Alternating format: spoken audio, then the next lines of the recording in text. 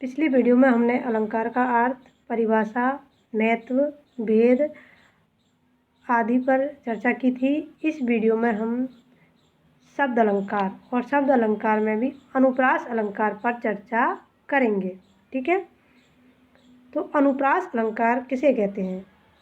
सबसे पहले अनुप्रास अलंकार सभी जानते हो, पिछले तुमने पढ़ा हुआ कि अनुप्रास सबसे सीधा अलंकार है। अनुप्रास अलंकार किसे कहते हैं? तो सर्वप्रथम हम अनुप्रास अलंकार की परिभाषा पर प्रकाश डालते हैं। जहाँ पर कोई शब्द दो या दो से अधिक बार प्रयुक्त हो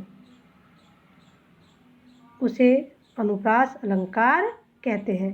अर्थात कोई पंक्ति है, उसमें कोई शब्द दो या दो से अधिक बार आया है, किसी शब्द की दो या दो से अधिक बार आवृत्ति हुई है, तो उस अधिक आवृत्ति को ही हम अनुप्रास अलंकार कहते हैं। वर्णों की इसी नाद सौंदर्य कर बार बार आवृत्ति का नाम ही अनुप्रास है। जैसे उदाहरण में जैसे विरत, विवेक, विमल, बिलना। दूसरा है धर्म, धुरन, धीर, नय, सागर। इसमें वैवर्ण, मतलब जो पहला है ना उसमें वैवर्ण और दूसरे में ध और नैवर्ण। तो इस प्रकार इन शब्दों के प्रारंभ में बार बार आए हैं। ठीक है, तो बार बार आवृत्ति के कारण ही यह कौन सा अलंकार है? अनुप्रास अलंकार है। अतः व और ध, न आदि वर्णों की बार बार आवृत्ति हुई है और बार बार आवृत्ति के कारण ही अनुप्रास अलंकार है। दोबारा समझिए, अनुप्रास का अर्थ है किसी वर्ण की दो या दो से अधिक बार आवृत्ति होना। और जैसे इसके अतिरिक्त तुम्हें कोई और उदाहरण हो तो उसे भी तुम लिख सकते हो। जैसे तरनी, तनुजा, तट, तमाल, तरुवर, भऊ, छाए। तो इस प्रकार इसमें तय वर्ण की दो से अधिक बार आवृत्ति हुई है, इसलिए यह कौन सा अलंकार है? अनुप्रास अलंकार है।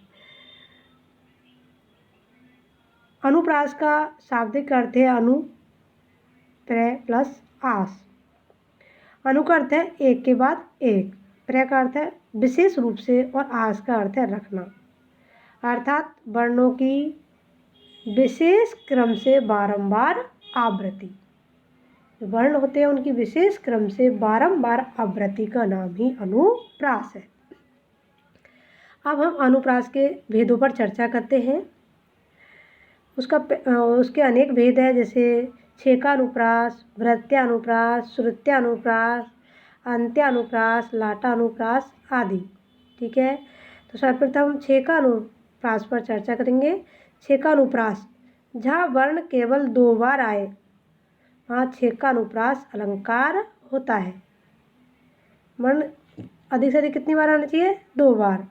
अर्थात जहाँ वर्ण दो बार प्रयुक्त हो वहाँ छेकानुप्रास अलंकार होता है।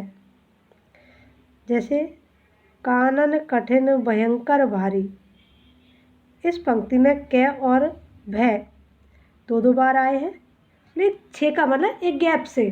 ठीक है, अतः यहाँ पर कौन सा अलंकार है? छेकानुप्रास अलंकार है। तो वर्ण की दो बार आवृत्ति हुई है और दो बार आवृत्ति के कारण ही यहाँ छेकानुप्रास अलंकार है। अगला वृत्त्यानुप्रास अलंकार।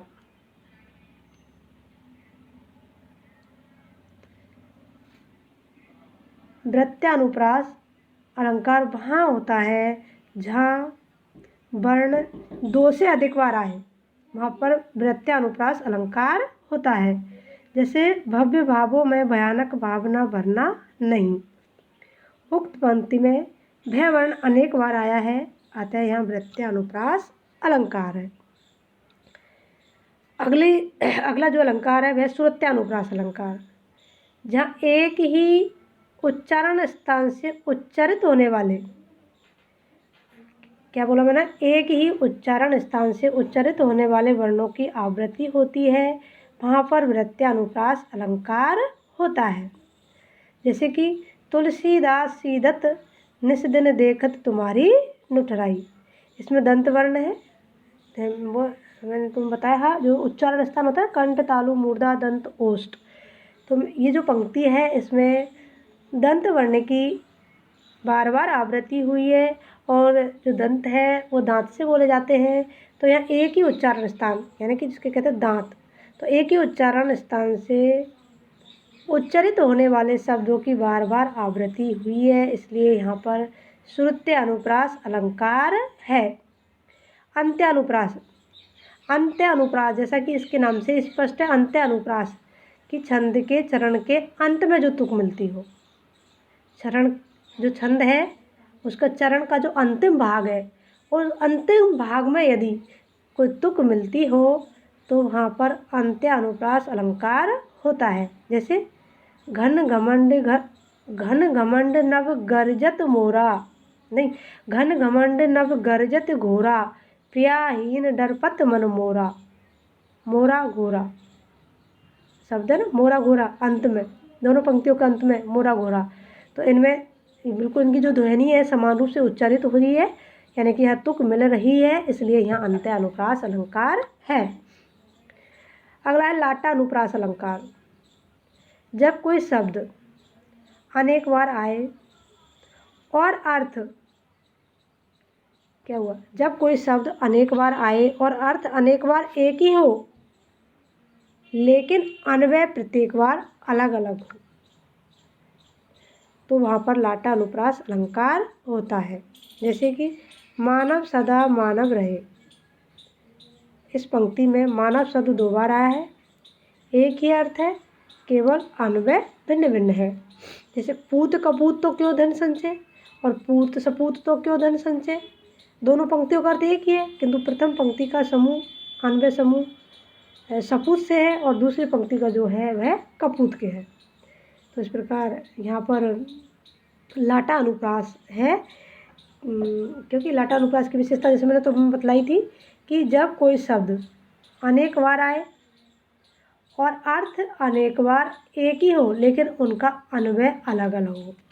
तो पूत कपूत तो क्यों, पूत सपूत तो क्यों धन संचय और पूत कपूत तो क्यों धन संचय, इधर सपूत के अर्थ में आया है, उधर कपूत के अर्थ में आया है कि यदि हमारा जो सुपुत्र है तो उसको तो धन संचित करने की कोई आवश्यकता ही नहीं है। और दूसरा जो कपूत है वह, उसके लिए भी धन संचय करने की आवश्यकता नहीं है, क्योंकि हम वो कितना भी धन संचित कर दे वह उसकी बर्बादी अंत में कर ही देगा, इसलिए उसके लिए धन संचय करने का कोई महत्व ही नहीं है। इसी कारण पूत सपूत तो क्यों धन संचय और पूत कपूत तो क्यों धन संचय। तो इस प्रकार से जो अनुप्रास अलंकार है वह एक शब्द अलंकार है और इसके अनेक भेद है, जैसे छेकानुप्रास, वृत्त्यानुप्रास, श्रुत्यानुप्रास, अंत्यानुप्रास और लाटानुप्रास। ठीक है, छेकानुप्रास 2 बार शब्द आता है, वृत्त्या का आ ही गया और लाटानुप्रास का थोड़ा इनसे अलग है। तो जो अगली वीडियो में हम यमक, श्लेष आदि अलंकारों पर चर्चा करेंगे।